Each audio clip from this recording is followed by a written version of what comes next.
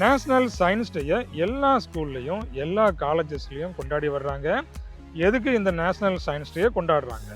அதுவும் குறிப்பாக இன்றைய தினம் February 28 கொண்டாடுறாங்க. என்னன்னு தெரிஞ்சுக்கலாமா?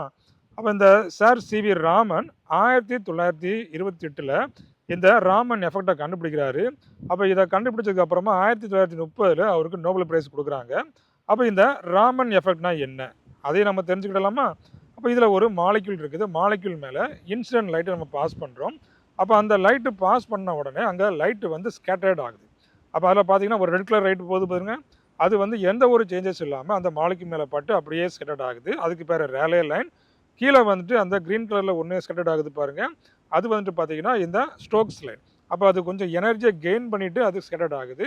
அதுக்கப்புறமா அதுக்கு மேலே அப்போ வந்து அப்பரில் வந்துட்டு ஒரு லைன் போகுது பாருங்கள், அது வந்துட்டு இந்த ஆன்டி ஸ்டோக்ஸ் லைன். அப்போ இந்த ஆன்டி ஸ்டோக்ஸ் லைன் அப்படின்னா என்ன, அது கொஞ்சம் எனர்ஜியை லாஸ் பண்ணிவிட்டு அங்கேருந்து வெளியில் போகுது. அப்போ இந்த மாதிரி லைன்ஸை அவர் கண்டுபிடிச்சதுனால இதுக்கு வந்து ராமன் ஸ்கேட்ரிங் அப்படின்னு சொல்லுவாங்க. அப்போ இந்த லைன்ஸுக்கு பேர் ராமன் லைன்ஸ் அப்படின்னு சொல்லுவாங்க.